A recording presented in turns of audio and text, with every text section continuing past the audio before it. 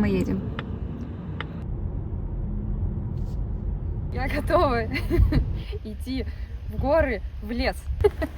Мне такой стиль одежды очень нравится, но ввиду того, что я живу в Барселоне, мне сложно вот в таком ходить. Точка старта маршрута идти где-то 4 километра. Посмотрим, за сколько мы пройдем. Говорят, 2-2,5 часа в одну сторону идти. И насколько другие виды. Пасмурный влажный лес. На фоне всей этой зелени видно всю мою красноту, рыжину и все на свете. Нелегко подниматься. Шли, поднимались, и вот тут озеро.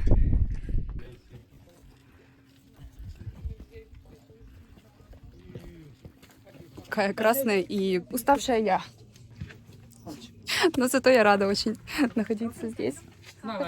Нам еще идти где-то километр. Я надеюсь, нам не туда подниматься.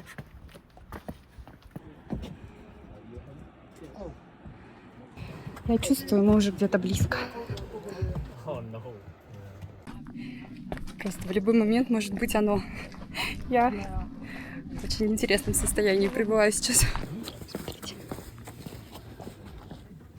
Щель. Вот такой вот вид.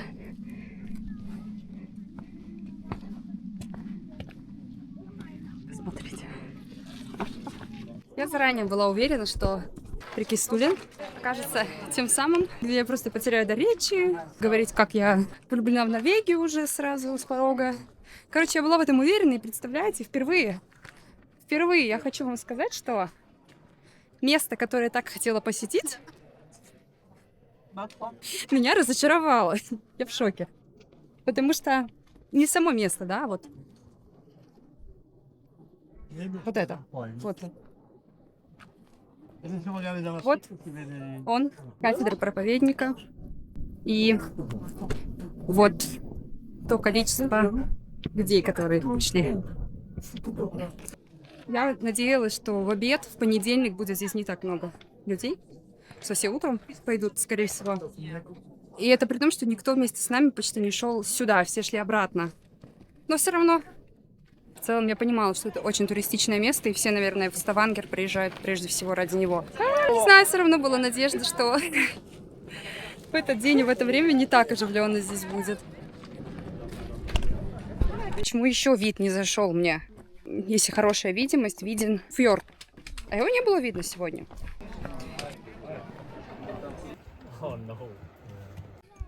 В общем, знаете, как это было? Я шла, и этот нелегкий маршрут мотивировала сама себя, что вот, я дойду и увижу тот самый вид. Очень большая ставка, я не скрываю, это так и было, на это место. Оно из тех немногих, которые в моем списке к обязательному посещению с очень раннего возраста, в общем. Поэтому, конечно, я очень многое ожидала вот примерно так же, как на картинках.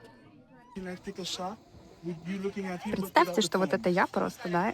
Какая разница, если отсюда фоткать, чтобы вид красивый был? Все равно не видно, кто стоит. Вот это я. Честно. Правда. Реально.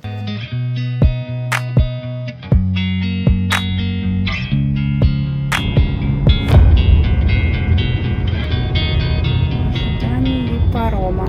А вот и сам паром, и заезжающие в него машины. Сэндвич из магазина на пароме. Берешь сэндвич, садишься и смотришь, как ты переправляешься на пароме.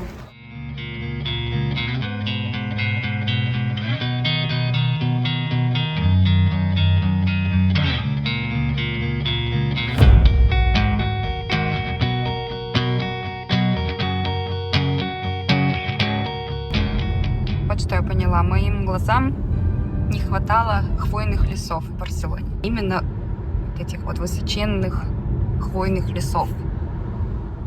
Какая интересная задумка. Трава прямо на крыше. Вот уже вблизи смотрим на норвежские скандинавские домики.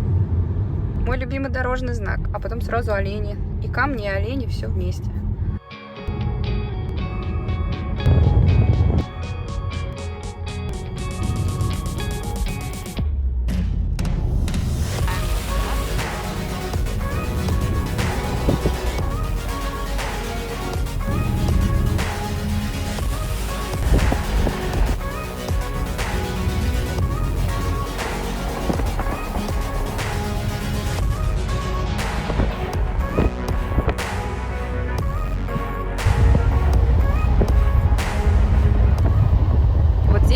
написано: проявляйте заботу о своем районе, выбрасывайте мусор в мусорные баки. Сейчас ветром мне прикатило вот эту бутылку. Проверка. Выброшу я эту чужую бутылку? Конечно, я выброшу.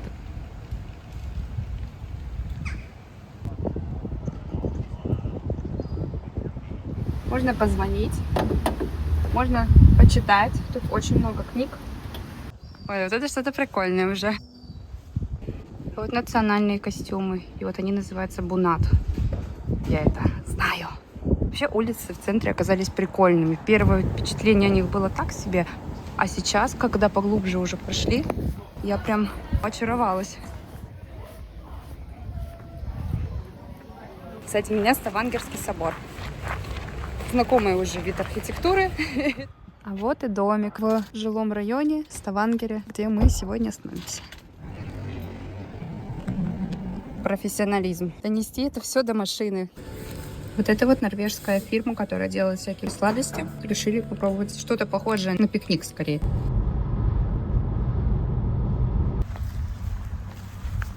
Какое место красивое.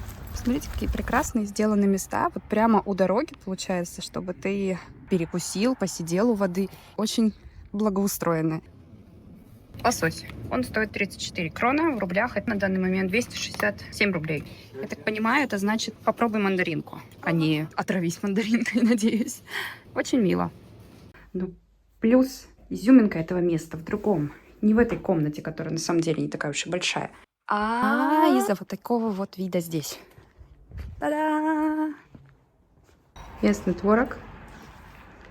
И такой вид на завтрак. В целом, когда смотришь, есть не так уже важно становится.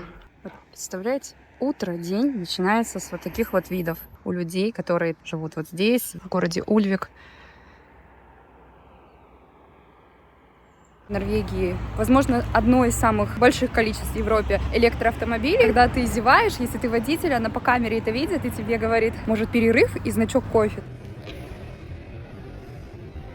Это просто фильтр кофе, который ты вот как обычный кипяточек наливаешь. Какая прелесть. А еще вот очередная конфетка этого бренда Freya. Я не хочу даже состав читать. Если очень вкусно, то, скорее всего, состав не самый хороший. Йогурт с малиной. Здесь есть джот. Есть подозрение, что это йод. Но я думаю, что это джот.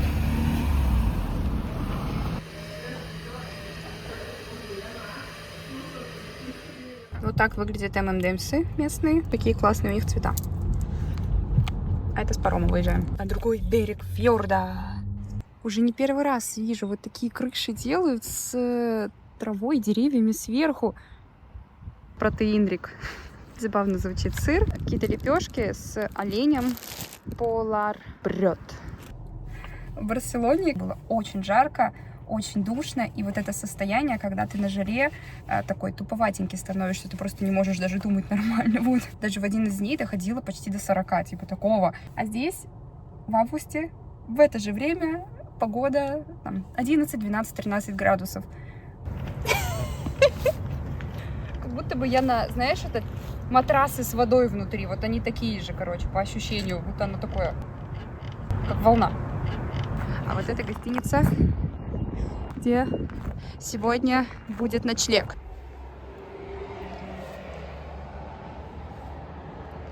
Это норвежский сыр, он называется брюност. Мне он очень понравился. Кипятят молоко несколько часов, пока не выпаривается весь сахар и не превращается в карамель, поэтому он становится сладковатый. Остановка. Да, где бы ни находился, везде есть остановка.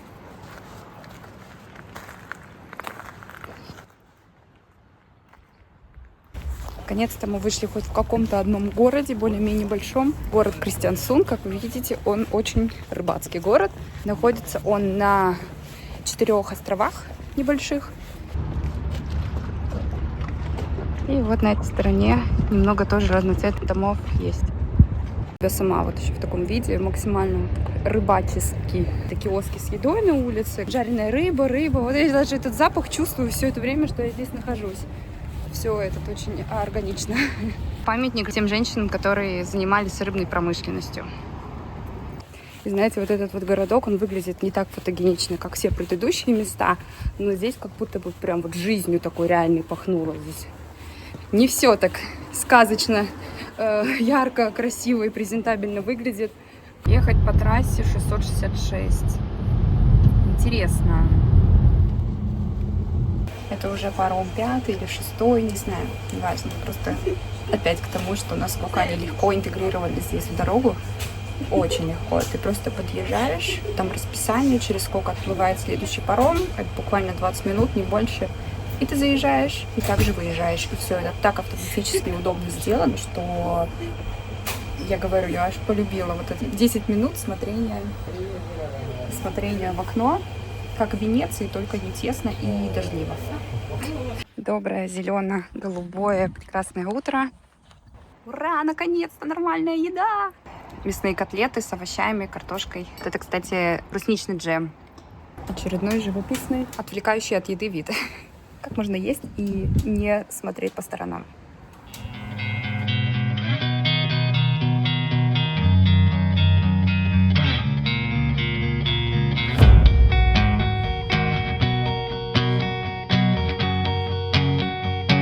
Одно из мест, куда запланировано, мы заехали. Называется Ставкирка. Ну, не конкретно она, такой тип церквей. Это средневековые деревянные церкви в Скандинавии. Каркасная или мачтовая церковь еще называется. Их сохранилось не так много, да, и я, когда увидела их на фотографиях, конечно, меня очень привлек этот внешний вид, как будто бы из игры какой-то или из фильма, посмотрите. Я на нее в жизни сейчас смотрю, и ощущение, что ее в реальном времени отфотошопили и сделали очень темный. Конструкция просто невообразимая и нереалистичная. Как вам она? Какие впечатления она вызывает у вас? Как это мощно! Коротко о видах, которые мне нравятся. Лес, лес, лес, водопад. Мне просто сейчас тяжело отсюда уйти. Кажется, что я недостаточно впитала. Немного пасмурно сегодня. Но мне нравится. Смотрю на все виды из окна, как и вчера. И уже заранее думаю, а что если же жить вот в этом лесном домике? Или вот у этого у озера? В общем, мысли не прекращаются подобные.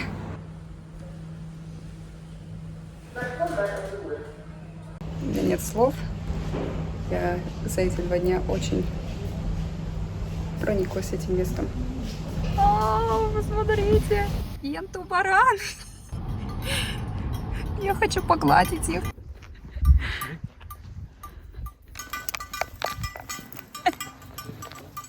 Они уходят. Пока!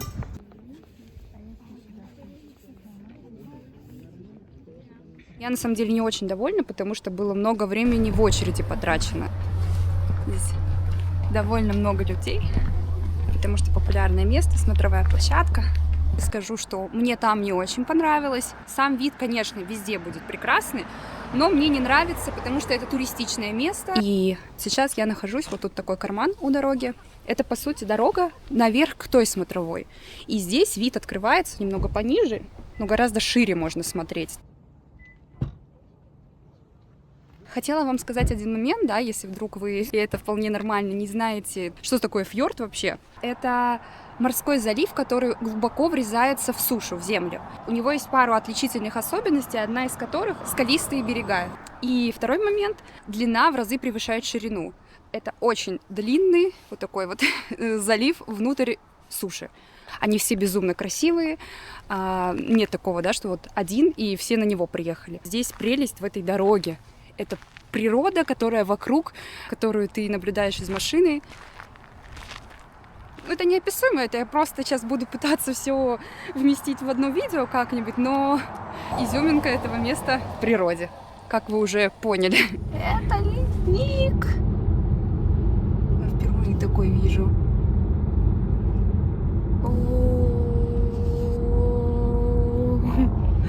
Он реально голубой. Невероятно. Я вообще сейчас просто я не ожидала его увидеть так резко и так близко. Еще капает сейчас дождь. Я просто в восторге от этих мест. 1000 раз тоже уже сказала, но я не могу не думать о том, как здесь хорошо просто. Вот сейчас ветер дует, сейчас 8 градусов сегодня. Сейчас капает дождь, мы все более северно едем, и я так скучаю по такой погоде, по этим видам. Все больше проникаюсь, и мне все тяжелее свыкаться, что я отсюда уеду. Вот. Из такого места. В другую погоду.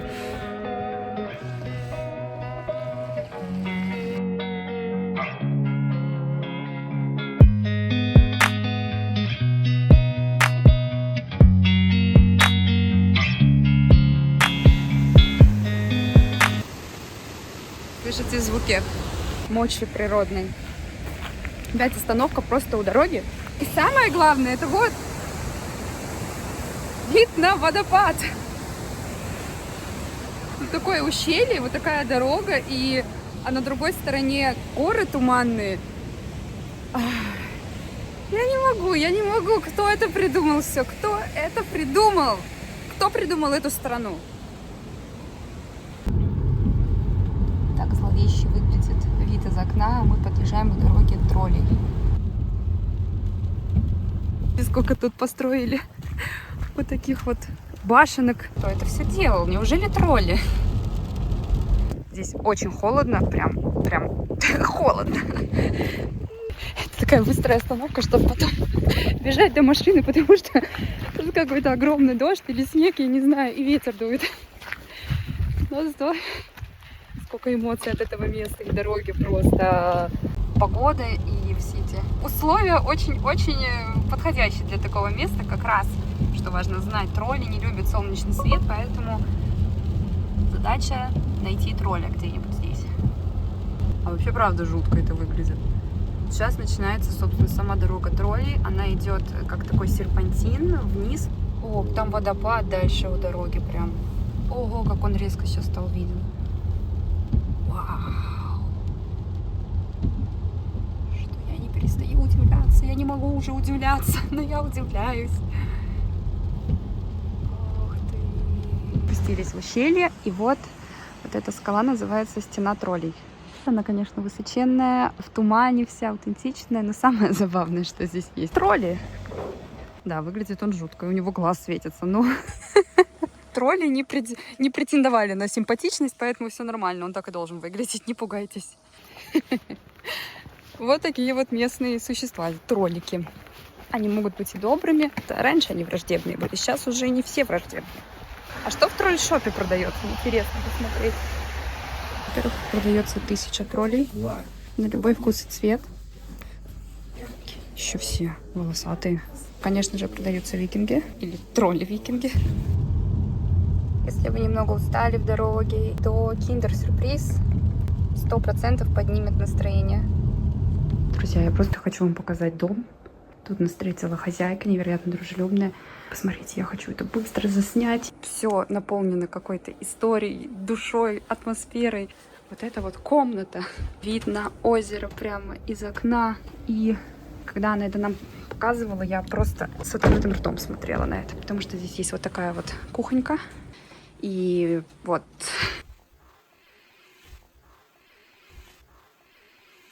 балкон с другим обзором уже. Там впереди, кстати, сейчас не очень видно из-за тумана, впереди виден вот там вот водопад. Насколько здесь все прекрасно. Я вот за этим столом нашла настольные игры. Осталось только разобрать норвежский язык. Это местная монополия, она готовит к жизни в Норвегии, потому что здесь тоже очень высокие налоги на все. Всю ночь шел очень сильный дождь. И засыпают под звуки ливня. Просто лучшее.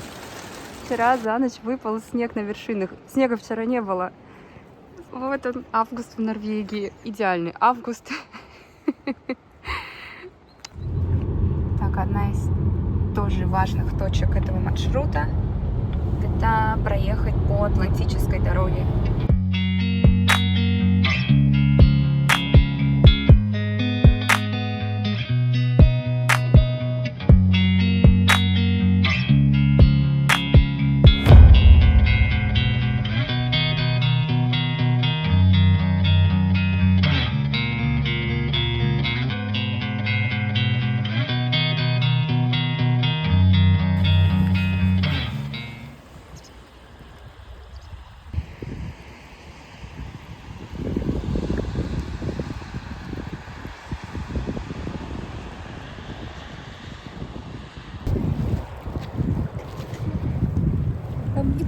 елки.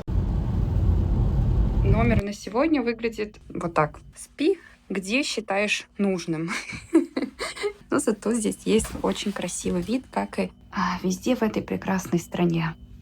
До уборной, ванной нужно идти по вот этой дороге. Зато с прекрасным туманным видом.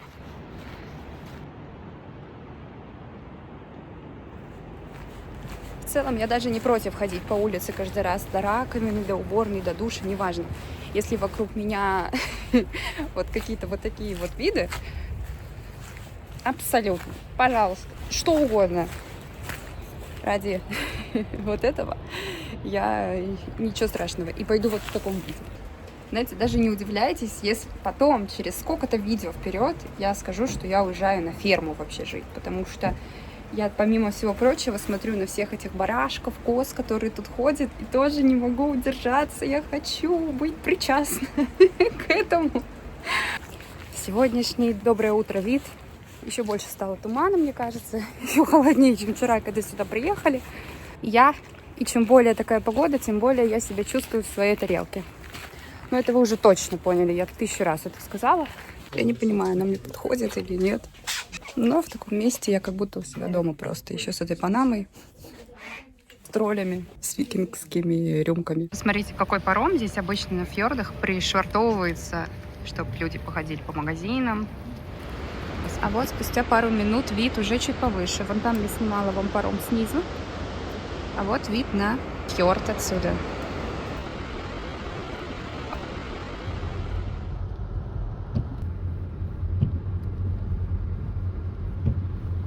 У меня была цель найти дорожный знак, с которым я хочу сфоткаться. И это первый знак лося, который я вижу.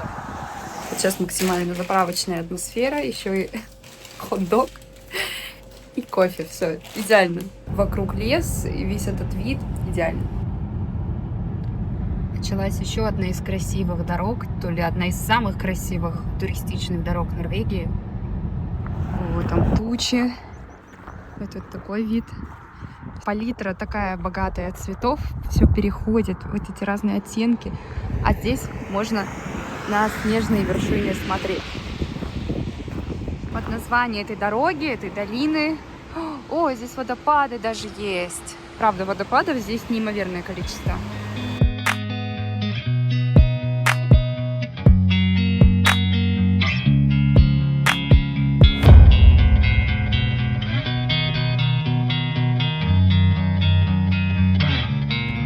А теперь 1428 высота.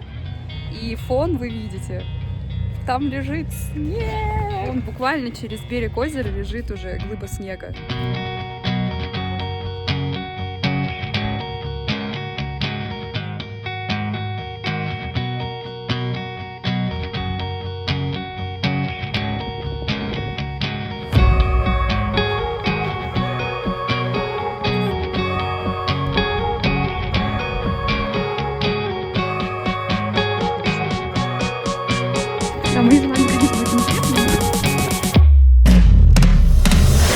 Блин, я буду вся мокрая сзади, если я это сделаю.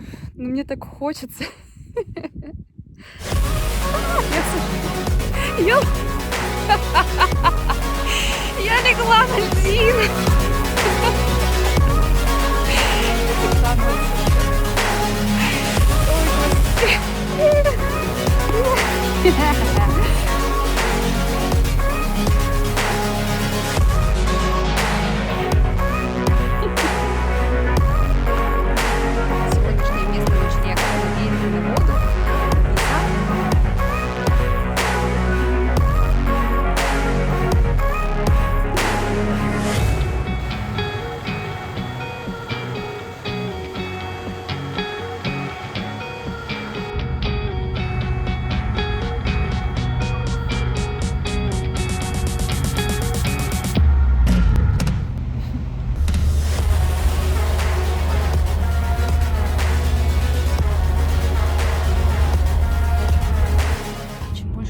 Тем больше я перестаю понимать что-либо об этой жизни.